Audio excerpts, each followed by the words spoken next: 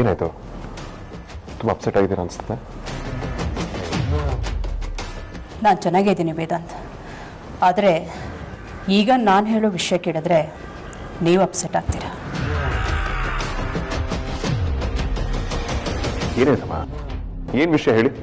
ನೀವು ನಮ್ಮನೆ ನೈಟ್ ವಾಚ್ಮನ್ನ ನೋಡಿಲ್ಲ ಅಲ್ವಾ?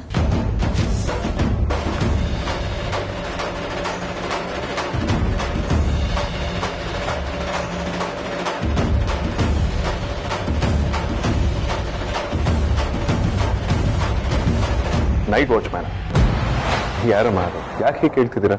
ಅದೇ ಹಿಂದಿ ಮಾತಾಡ್ತಾರಲ್ಲ ಆ ವಾಚ್ಮ್ಯಾನ್. ಯಾಕಮ್ಮ, ಏನಾಯ್ತು? Is everything okay? ನಮ್ಮನೆ ಕಾಯೋರ್ನ ನೀವು ನೋಡಿರ್ಬೇಕು, ಅವ್ರ ಪರಿಚಯ ಇರಬೇಕು.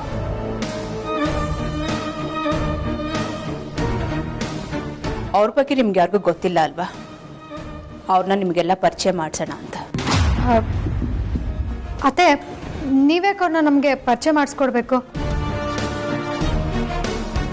ಅವರೇನು CM PM? ಅವ್ರ ಕೆಲಸ ಅವ್ರು ಮಾಡ್ಕೊಂಡು ಹೋದ್ರೆ ಅಷ್ಟೇ ಸಾಕು.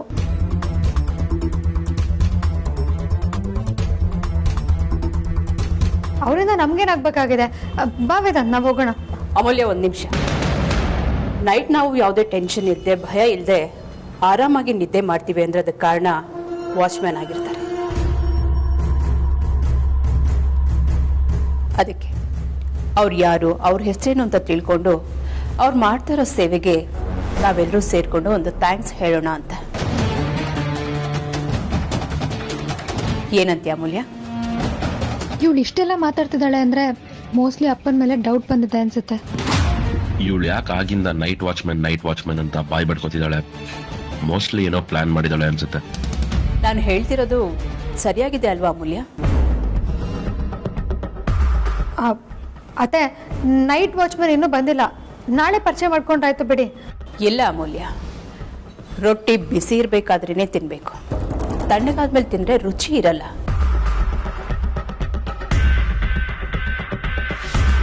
ನಾನು ಡೇ ವಾಚ್ಮನ್ ಹತ್ರ ವಿಚಾರಿಸಿದೆ. ಆ ನೈಟ್ ವಾಚ್ಮನ್ ಮನೇಲಿ ಇವತ್ತು ಫಂಕ್ಷನ್ ಅಂತೆ. ಅದಕ್ಕೆ ಅವರು ಅರ್ಧ ಗಂಟೆ ಲೇಟಾಗಿ ಬರ್ತಾರಂತೆ. ಆ ಅರ್ಧ ಗಂಟೆ ಗಿನ್ನೇನು ಮುಗಿತಾ ಬಂತು. ಪ್ಲೀಸ್, ನನಗೋಸ್ಕರ ನೀವೆಲ್ಲರೂ ವೆಯ್ಟ್ ಮಾಡಬೇಕು. ಇನ್ನೇನು ಬಂದ್ಬಿಡ್ತಾರೆ.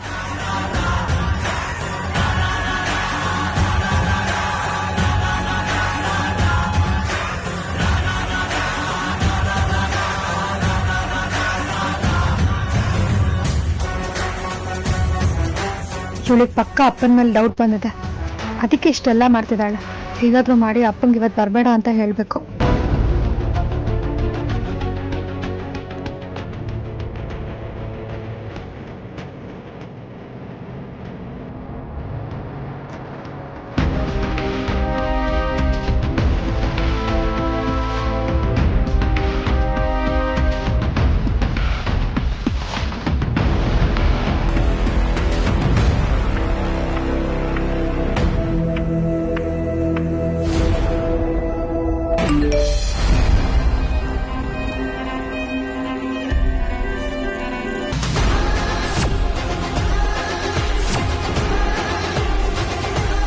ಅಪ್ಪ, ನೀವಿವತ್ತು ಸೆಕ್ಯೂರಿಟಿ ಡ್ಯೂಟಿಗೆ ಬರಬೇಡಿ. ನಮ್ಮ ಅತ್ತೆಗೆ ಡೌಟ್ ಬಂದಿದೆ ಅನ್ಸುತ್ತೆ.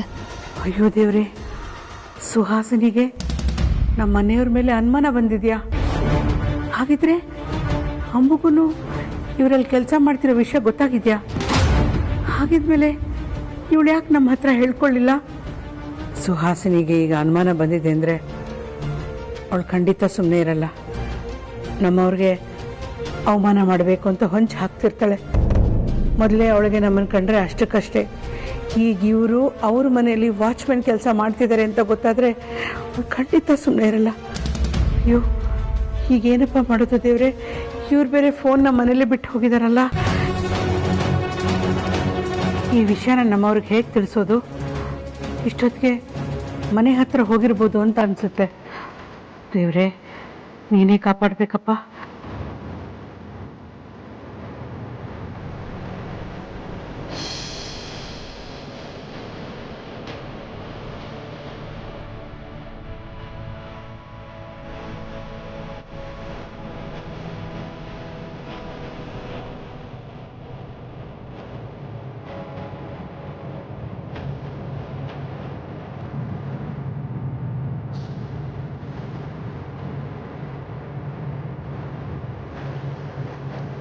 ಶಿವಣ್ಣ ನಿಮ್ಮನ್ನ ದೊಡ್ಡ ಮೇಡಮ್ ಬರಕ್ಕೆ ಹೇಳಿದ್ದಾರೆ, ನೀವು ಹೋಗಿ ಅವ್ರನ್ನ ಕಾಣ್ಬೇಕಂತೆ.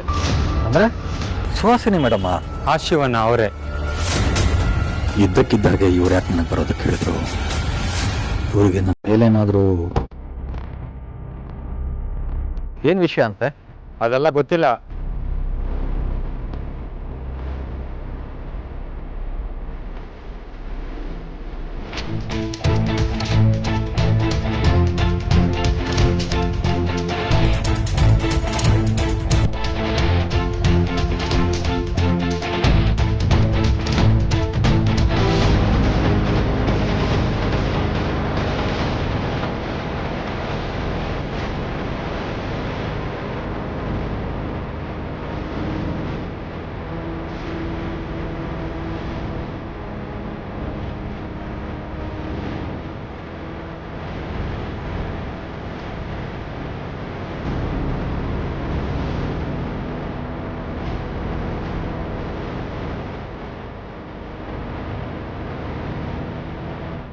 ಬನ್ನಿ ಬನ್ನಿ, ನಿಮಗೋಸ್ಕರ ನಾವೆಲ್ಲರೂ ವೆಯ್ಟ್ ಮಾಡ್ತಾ ಇದ್ದೇವೆ.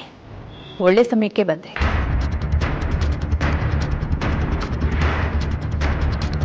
ಓ ಭಯ್ಯ, ಮಾಸ್ ತೆಗಿರಿ, ಅದು ಮಾಸ್ ನಿಕಾಲೋ. ಪರವಾಗಿಲ್ಲ, ಕನ್ನಡದಲ್ಲಿ ಹೇಳಿ ಸಾರ್ಥಕ್. ಇವ್ರಿಗೂ ಕನ್ನಡ ಬರುತ್ತೆ. ಅಲ್ಲಾತೆ ಅವರು ಹಿಂದಿಯವರಲ್ವಾ? ಹಾಗಂತ ನೀವು ಅನ್ಕೊಂಡಿದ್ದೀರಾ ಅಷ್ಟೇ.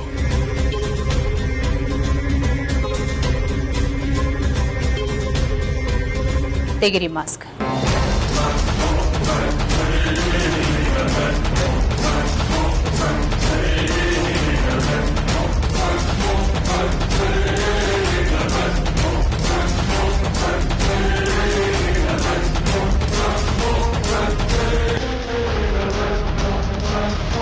ಅಪ್ಪ, ಮಾಸ್ಕ್ ತೆಗೀರಿ.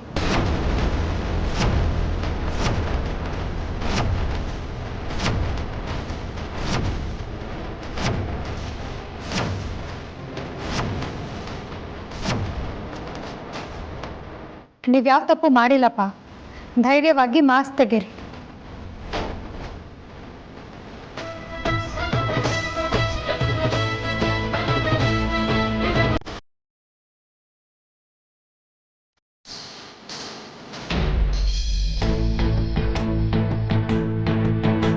ಅಮ್ಮ, ನೀನ್ ತಮಾಷೆ ಮಾಡ್ತಿಲ್ಲ ತಾನೆ? ನಾನು ಯಾಕೆ ತಮಾಷೆ ಮಾಡಲಿ? ಇದೇನು ತಮಾಷೆ ಮಾಡೋ ವಿಷಯನಾ? ಅಪ್ಪ ವೇದನ್ ಭವನ್ ಮನೇಲಿ ವಾಚ್ಮ್ಯಾನ್ ಕೆಲಸ ಮಾಡ್ತಿದ್ರು ಅಂದ್ರೆ ಏನಮ್ಮ? ನಂಗೆ ನಂಬೋದಕ್ಕೆ ಆಗ್ತಿಲ್ಲ. ನೀನು ನಂಬದೆ ಹೋದ್ರು ಅದೇ ನಿಜ ಕಣೆ. ನಿಮ್ಮಪ್ಪ ಆ ಮನೇಲಿ ವಾಚ್ಮ್ಯಾನ್ ಕೆಲಸ ಮಾಡ್ತಿರೋದು ಸತ್ಯ. ಹಾಗಾದ್ರೆ ಅವತ್ ನಾವು ಆರತಿ ಅಕ್ಕ ನೋಡಕ್ ಹೋದಾಗ ಆಚೆಗಡೆ ಮಾಸ್ಕ್ ಹಾಕೊಂಡು ನಿಂತಿದ್ದ ಅಪ್ಪನೇನಾ? ಅವರೇ. ಹಾಗಾದ್ರೆ ಅಪ್ಪ ಆಟೋ ಓಡ್ಸಕ್ ಹೋಗ್ತೀನಿ ಅಂತ ಸುಳ್ಳು ಹೇಳಿ ಹೋಗ್ತಿದ್ರ? ಅಲ್ಲಮ್ಮ, ಅಪ್ಪ ಅಕ್ಕಂದ್ರ ಮನೇಲೆ ವಾಚ್ಮ್ಯಾನ್ ಕೆಲಸ ಮಾಡ್ತಿದೀವಿ ಅನ್ನೋದು ಆರತಿ ಅಕ್ಕಂಗೆ ಅಮ್ಮ ಅಕ್ಕಂಗೆ ಗೊತ್ತಿಲ್ವಾ? ಇಷ್ಟು ದಿನ ಗೊತ್ತಿರ್ಲಿಲ್ಲ ಕಣ್ರೆ, ಈಗ ಗೊತ್ತಾಗಿದೆ ಅಂತ ಅನ್ಸುತ್ತೆ. ಅದಕ್ಕೆ ಅಮ್ಮು ಸುಹಾಸಿನಿಗೆ ಅನುಮಾನ ಬಂದಿದೆ ಅಂತ ಮೆಸೇಜ್ ಮಾಡಿದ್ದಾಳೆ. ಅಯ್ಯೋ, ಸುಹಾಸಿನಿ ಅತ್ತೆಗೇನಾದ್ರೂ ಗೊತ್ತಾದ್ರೆ ಅಪ್ಪನ್ ಸುಮ್ಮನೆ ಬಿಡ್ತಾರ? ಗ್ಯಾರಂಟಿ ಎಲ್ರ ಮುಂದೆ ಅವಮಾನ ಮಾಡಿ ಕಳಿಸ್ತಾರೆ. ನನಗೂ ಅದೇ ಚಿಂತೆ ಅಂಜು. ಅಳಿಯಂದ್ರ ಮುಂದೆ ನಮ್ಮ ಮರ್ಯಾದಿನ 3 ಕಾಸಿಗೆ ಹರಾಜು ಹಾಕಿ ಅವ್ರ ಮುಂದೆ ಮುಖ ತೋರಿಸ್ದಿರೋ ಹಾಗೆ ಮಾಡ್ಬಿಡ್ತಾರೆ. ಅಲ್ಲಮ್ಮ, ಅಪ್ಪ ಅವ್ರ ಮನೇಲಿ ನೈಟ್ ವಾಚ್ಮ್ಯಾನ್ ಕೆಲಸ ಮಾಡೋವಂಥದ್ದು ಏನಿತ್ತು ಅಂತ. ಏನೇ ಅದಿತಿ ಹೀಗೆ ಕೇಳ್ತಿದ್ಯಾ? ನಿಮ್ಮ ಅಕ್ಕಂದ್ರ ಮದುವೆ ಸಾಲ, ನಿನ್ನ ಕಾಲೇಜಿನ ಲೋನು ಅಂತ ತುಂಬ ಹೊರೆ ಆಗ್ಬಿಟ್ಟಿದೆ. ಅದನ್ನೆಲ್ಲ ತೀರಿಸ್ಬೇಕು ಅಂದ್ರೆ ಕೆಲಸ ಮಾಡಲೇಬೇಕಲ್ವಾ? ವಿಧಿ ಇಲ್ಲದೆ ಆ ಸುಹಾಸಿನಿ ಮನೆಯಲ್ಲಿ ನಿಮ್ಮ ಅಕ್ಕಂದ್ರಿಗೆ ಗೊತ್ತಾಗ್ದಿರೋ ಥರ ನಿಮ್ಮಪ್ಪ ವಾಚ್ಮ್ಯಾನ್ ಕೆಲಸ ಮಾಡ್ತಾ ಇದ್ರು. ಅದು ಹೇಗೋ ಏನೋ ಆ ಸುಹಾಸಿನಿ ಗೊತ್ತಾಗ್ಬಿಟ್ಟಿದೆ.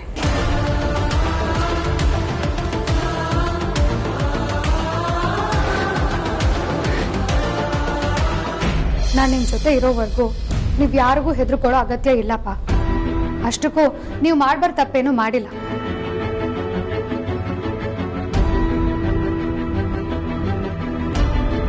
ನೀಚ್ ಕೆಲಸ ಮಾಡೋರೆಲ್ಲ ತಲೆ ಎತ್ಕೊಂಡು ಮೆರೀತಿರ್ತಾರೆ.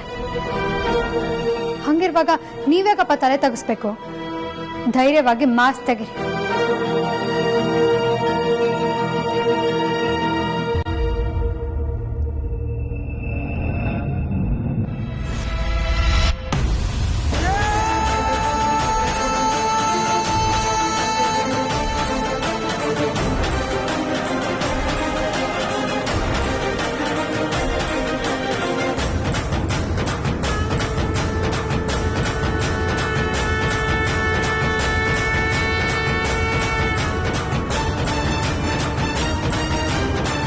ಅಪ್ಪ, ಮಂಜು ಅವ್ರೆ, ನೀವು ಬೀಗ್ರಾಗೆ ಇರ್ಬೇಕಲ್ವಾ? ನೀವ್ ಯಾವಾಗ ವಾಚ್ಮ್ಯಾನ್ ಆದ್ರಿ? ಯಾವಾಗ ಕೆಲ್ಸಕ್ಕೆ ಸೇರ್ಕೊಂಡ್ರಿ?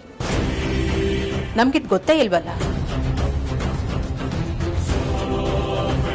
ಅಮೂಲ್ಯ, ನೀನಾದ್ರೂ ಒಂದ್ ಮಾತು ಹೇಳ್ಬೋದಿತ್ತಲ್ಲ. ನಮ್ ಬೀಗ್ರು ವಾಚ್ಮ್ಯಾನ್ ಕೆಲಸ ಮಾಡೋದು ಅಂದ್ರೆ ಏನ್ ಹುಚ್ಚಾಟನ? ಇದೇನ್ ತಮಾಷೆನಾ? ನೀವು ಕನ್ಯಾದಾನ ಮಾಡಿದವರು, ನಿಮ್ಮಿಬ್ರು ಹೆಣ್ಮಕ್ಳನ್ನ ಈ ಮನೆ ಕೊಟ್ಟೋರು. ಹೆಣ್ ಕೊಟ್ಟ ಮಾವ ಕಣ್ ಕೊಟ್ಟ ದೇವ್ರಿದ್ದ ಹಾಗೆ ಅಂತಾರೆ. ನೀವೊಂಥರ ನಮ್ಮನೆ ದೇವ್ರಿದ್ದ ಹಾಗೆ. ನಿಮ್ ಕಾಂಟ್ರಿಬ್ಯೂಷನ್ ತುಂಬಾ ಇದೆ ನಮ್ಗೆ. ಇಷ್ಟೆಲ್ಲ ಮಾಡಿರೋ ನೀವು ನಮ್ಮನೆ ವಾಚ್ಮನ್ ಆಗಿ ಕೆಲಸ ಮಾಡೋದು ಅಂದ್ರೆ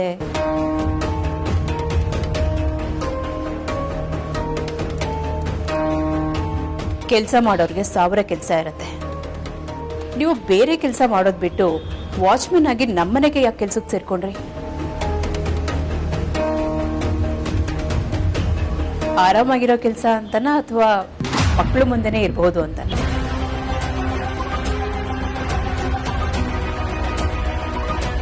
ವಸಿಷ್ಠ ಫ್ಯಾಮಿಲಿ ಅಂದ್ರೆ ಸಮಾಜದಲ್ಲಿ ಒಂದು ಘನತೆ, ಗೌರವ ಇದೆ.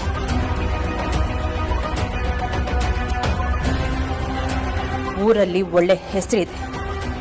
ನೀವಿಂತ ಕೆಲಸ ಮಾಡಿ ನಮ್ಗೆ ಕೆಟ್ಟ ಹೆಸರು ತಂದ್ಬಿಟ್ರಿ.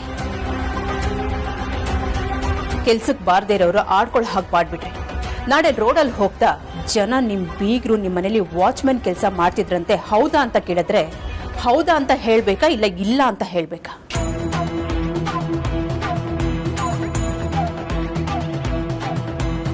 ಹೆಣ್ಮಕ್ಳು ಸೇರಿರೋ ಮನೆಯಲ್ಲೇ ಅಪ್ಪನೇ ವಾಚ್ಮನ್ ಕೆಲಸ ಮಾಡ್ತಿರೋದು. ನನಗಂತೂ ಇದು ಅರ್ಥ ಆಗ್ತಿಲ್ಲ. ಇತಿಹಾಸದಲ್ಲಿ ಇದೇ ಮೊದಲನೇ ಸಲ ಅನ್ಸತ್ತೆ. ಇನ್ನೊಂದ್ಸಲ ಇತಿಹಾಸ ಕ್ರಿಯೇಟ್ ಮಾಡ್ಬೇಕು ಅಂತ ಅನ್ಕೊಂಡಿದ್ದೀರಾ ಅಲ್ವಾ ಬೀಗ್ರೆ?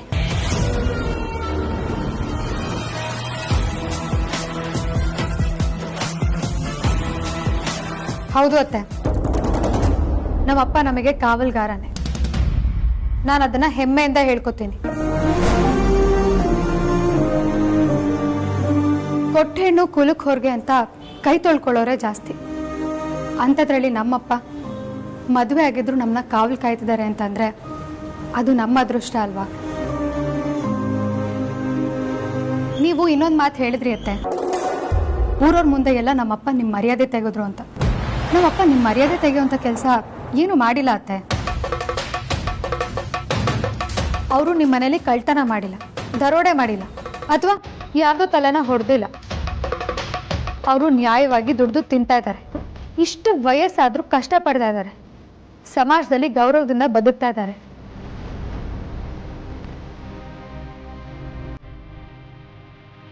ಹೀಗಿರುವಾಗ ಅವ್ರು ಯಾವ್ದೋ ಮುಂದೆ ಯಾಕೆ ತಲೆ ತೆಗೆಸ್ಕೊಂಡು ನಿಂತ್ಕೊಬೇಕು?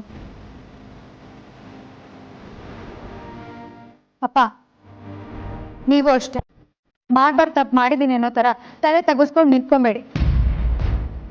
ಹೆಮ್ಮೆಯಿಂದ ತಲೆ ಎತ್ತು ನಿಂತ್ಕೊಳ್ಳಿ.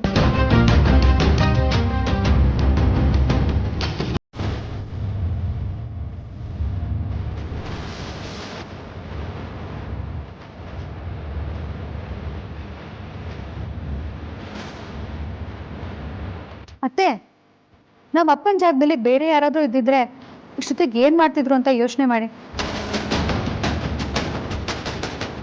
ಇಷ್ಟೊಂದು ಶ್ರೀಮಂತಿಕೆ ಇರೋ ಮನೆಗೆ 2 ಹೆಣ್ಮಕ್ಳನ್ನ ಕೊಟ್ಟಿದ್ದೀನಿ ಅಂತ ಇಲ್ಲದ ಸಲದ ಕಷ್ಟಗಳನ್ನ ಅವ್ರ ಅಳಿಯಂದ್ರ ಹತ್ರ ಹೇಳ್ಕೊಂಡು ಅವ್ರಿಗೆ ಹೇಗೆ ಬೇಕೋ ಹಾಗೆ ಬಳಸ್ಕೊಳ್ತಾ ಇದ್ರು.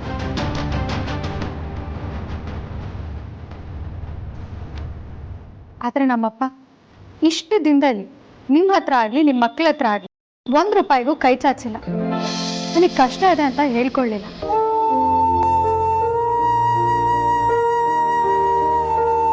ಅಷ್ಟೇ ಯಾಕೆ, ನಿಮ್ಮ ಮನೇಲೆ ವಾಚ್ಮ್ಯಾನ್ ಕೆಲಸ ಮಾಡ್ತಿದ್ರು, ಒಂಚೂರು ಸುಳಿವನ್ನ ಬಿಟ್ಕೊಟ್ಟಿಲ್ಲ.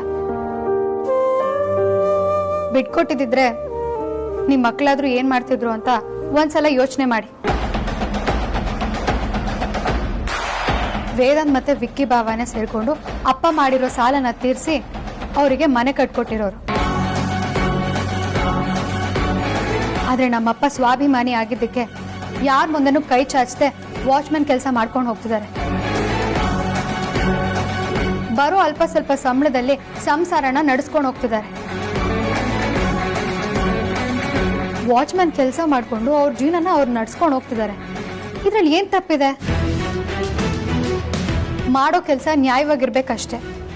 ಹಾಗೆ ನೋಡೋದಾದ್ರೆ ನೀವು ಇವ್ರನ್ನ ಅಪ್ರಿಷಿಯೇಟ್ ಮಾಡಬೇಕು. ಆದ್ರೆ ನೀವು ಇವ್ರೇನೋ ಮಾಡ್ಬಾರ್ದು ತಪ್ಪು ಮಾಡಿದ್ದಾರೆ ಅನ್ನೋ ತರ ಆಪಾದನೆ ಹೊರಿಸ್ತಿರಲ್ಲ.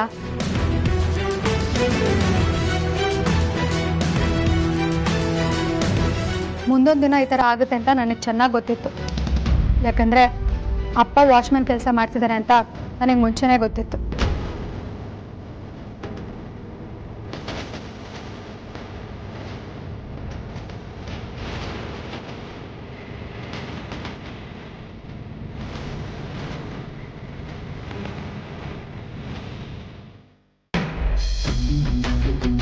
ಲಾಸ್ಟ್ ಟೈಮ್ ನೀವು ಫೈಲ್ ವಿಷಯಕ್ಕೆ ವಾಚ್ಮನ್ನ ವಿಚಾರಿಸ್ಬೇಕು ಅಂತ ಹೇಳಿದಾಗ ನಾನು ಇವ್ರನ್ನ ಸಮರ್ಥನೆ ಮಾಡ್ಕೊಂಡಿದ್ದು ಇದೇ ಕಾರಣಕ್ಕೆ.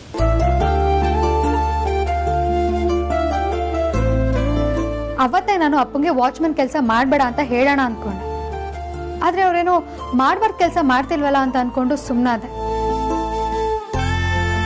ಅವ್ರು ವಾಚ್ಮನ್ ಕೆಲಸ ಮಾಡ್ತಿದ್ರು ತುಂಬ ಸ್ವಾಭಿಮಾನದಿಂದ ಮಾಡ್ತಿದ್ದಾರೆ, ನ್ಯಾಯವಾದ ದಾರಿನಲ್ಲೇ ಬದುಕ್ತಿದ್ದಾರೆ ಅಂದ್ಕೊಂಡು ಸುಮ್ಮನಾದೆ.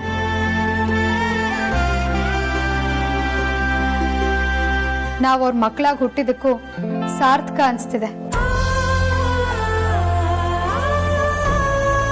ಅಪ್ಪ ಯಾಕೆ ಈ ತರ ಮಾಡಿದ್ರಿ? ನಾವ್ಯಾರು ನಿಮ್ಮ ಮಕ್ಕಳಲ್ವಾ? ನಮ್ಮ ಮನೆಯಲ್ಲಿ ವಾಚ್ಮನ್ ಕೆಲಸ ಮಾಡ್ತಿದ್ದೀರಾ ಅಂತ ಹೇಳಿದ್ರೆ ನಾವು ಬೇಡ ಅಂತಿದ್ವಾ? ಏನ್ ಮಾವ ನೀವು ಕಷ್ಟ ಇದೆ ಅಂತ ಹೇಳ್ಕೊಬೋದಿತ್ತಲ್ವಾ? ನಾವು ನಿಮ್ಗೆ ಬರೀ ಅಳಿ ಅಂದ್ರಲ್ಲ, ಮಕ್ಕಳು ಕೂಡ. ನೀವು ಗಾರ್ಡ್ ಕೆಲಸ ಮಾಡಬೇಕಾಗಿಲ್ಲ, ನಿಮ್ಮ ಹೆಸರಲ್ಲೇ ಸೆಕ್ಯೂರಿಟಿ ಏಜೆನ್ಸಿನ ಮಾಡ್ಕೊಡ್ತಿದ್ವಿ, ರಾಜನ್ ತರ ನೋಡ್ಕೊಳ್ತಿದ್ವಿ.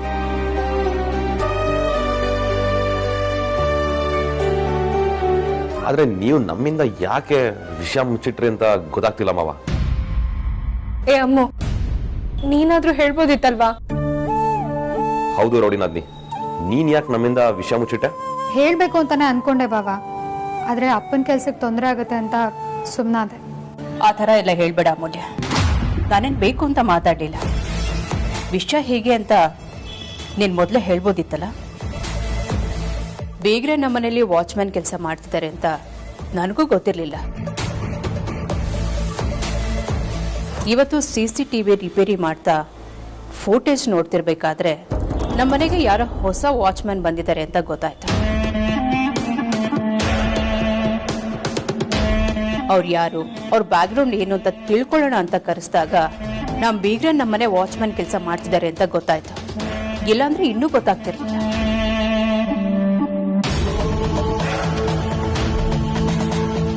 ಈ ವಿಚಾರ ನಮ್ಮನೆಯವ್ರಿಗೆ ಮಾತ್ರ ಗೊತ್ತಾಯ್ತು. ಅದು ನಮ್ಮ ರಿಲೇಟಿವ್ಸ್ ಗೊತ್ತಾದ್ರೆ ನಮ್ಮ ಮಾನ ಮರ್ಯಾದೆ ಏನಾಗ್ತಿತ್ತು ಅಂತ ಯೋಚನೆ ಮಾಡಿ.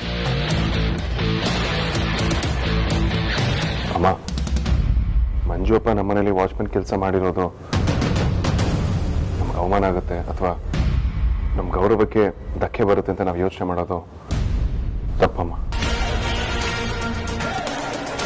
ಯಾಕಂದ್ರೆ ಅವರು ನಮ್ಮ ಯಾರಿಗೂ ಮೋಸ ಮಾಡಿಲ್ಲ, ಈ ಮನೆಯಲ್ಲೂ ಕಳ್ತನೂ ಮಾಡಿಲ್ಲ, ನ್ಯಾಯವಾದ ದಾರಿಲಿ ಬದುಕಿದ್ದಾರೆ, ಸ್ವಾಭಿಮಾನದಿಂದ ಕಷ್ಟಪಟ್ಟು ದುಡ್ತಿದ್ದಾರೆ. ಇನ್ಫ್ಯಾಕ್ಟ್ ಅವ್ರ ಮೇಲೆ ಇರೋ ಗೌರವ ನನಗಿನ್ನೂ ಹೆಚ್ಚಿಗೆ ಆಯಿತು. ಅವ್ರ ಬಗ್ಗೆ ನನಗೆ ಹೆಮ್ಮೆ ಅನ್ನಿಸ್ತದೆ.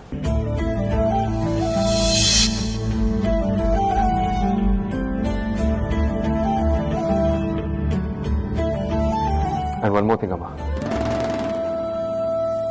ಅಪ್ಪ ಈ ಹಿಂದೆ ಆಟೋ ಓಡಿಸ್ತಿರೋ ವಿಚಾರ ಕೂಡ ನನಗೆ ಮೊದಲೇ ಗೊತ್ತಿತ್ತು.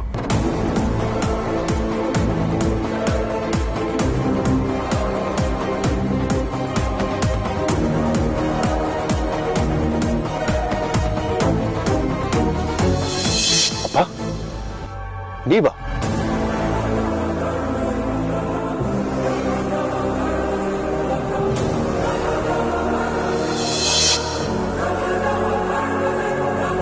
ಆದ್ರೆ ನಮ್ಮ ಮನೇಲಿ ವಾಚ್ಮನ್ ಕೆಲಸ ಮಾಡ್ತಿದ್ದಾರೆ ಅನ್ನೋ ವಿಚಾರ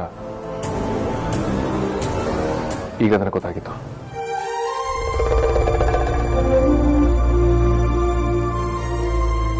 ಅಮ್ಮ, ಮಕ್ಕಳ ದೃಷ್ಟಿಯಲ್ಲಿ ಅಪ್ಪ ಯಾವತ್ತಿದ್ರು ಕಾವಲ್ಕರ. ಯಾಕಂದ್ರೆ ತನ್ನ ಮಕ್ಕಳನ್ನ ಕಣ್ಣಲ್ಲಿ ಕಣ್ಣಿಟ್ಟು ನೋಡ್ಕೊಳ್ತಿರ್ತಾರೆ.